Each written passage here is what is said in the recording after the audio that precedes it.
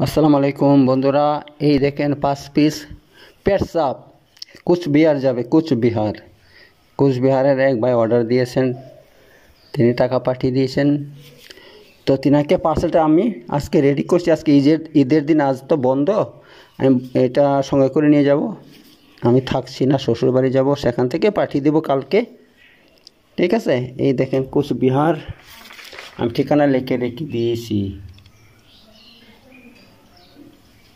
বুঝলেন? ঠিকানাটা এতে ফিট করব।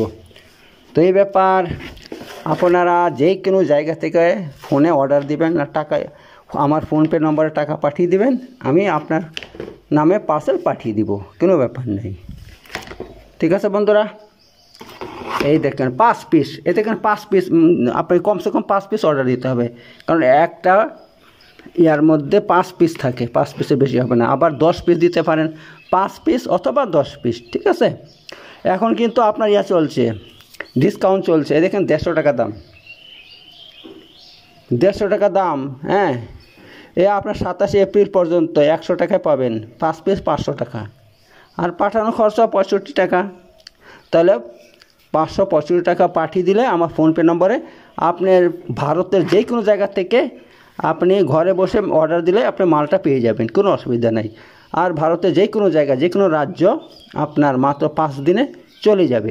ঠিক আছে বন্ধুরা, তারপরে পেটসাপটা কিন্তু দারুণ ওষুধ ভাই, যাদের মানে পায়খানা কষা শক্ত এবং নিয়মিত পায়খানা হয় না, যার ফলে গ্যাস হয়, মাথা ধরে, মাথা যন্ত্রণা করে, হ্যাঁ, এবং শরীর দুর্বল লাগে, গা হাত পা দুর্বল করে, ঝিমঝিম করে, তারপর আপনার শরীরের মধ্যে যন্ত্রণা ইত্যাদি সমস্যা থেকে মুক্তি পেতে হলে আপনি রাতে 1 চামচ হালকা গরম পানি দিয়ে খাবেন, সকালে দেখবেন ঝেড়ে, আপনাকে কুদ দিতে হবে না, জোর দিতে হবে না, পায়খানা পরিষ্কার হয়ে যাবে, পেটটা পরিষ্কার হয়ে যাবে, সারাদিন ফুরফুরে মেজাজ হয়ে থাকবে, আপনার মনটা খুব ভালো থাকবে। ঠিক আছে বন্ধু, তো দেখেন 150 গ্রাম পেয়ে যাচ্ছেন 100 টাকার মধ্যে এখন।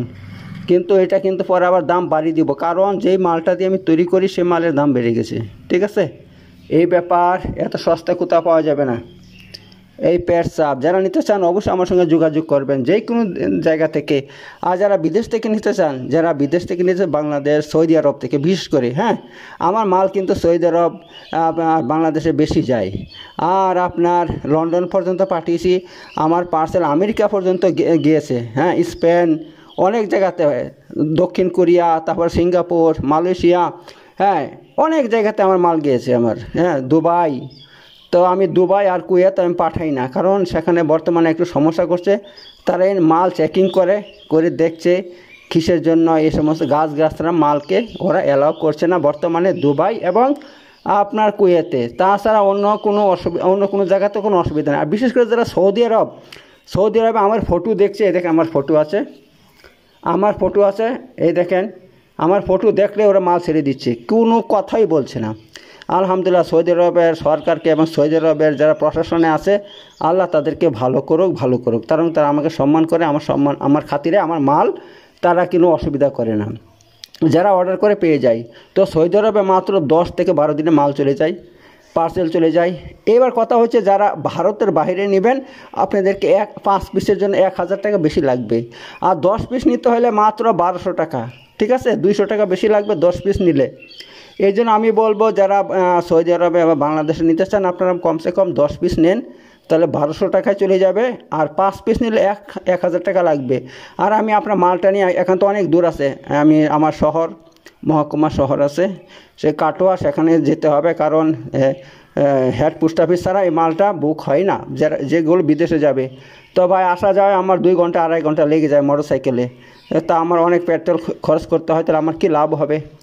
এর জন্য আমি বলবো, পেট্রোলের জন্য 200 টাকা লাগে, আপনারা 100 টাকা আপনারা দেবেন, আর 100 টাকা আমি দিব। ঠিক আছে বন্ধুরা, তাহলে কত হচ্ছে? 5 পিসের দাম 500 টাকা, আর পাঠানো খরচা 1000 টাকা, মানে 5 পিসের। আর 100 টাকা দিবেন আপনি আমার মোটরসাইকেলের তেলের জন্য। ঠিক আছে, তাহলে 1600 টাকায় বিদেশে পাবেন।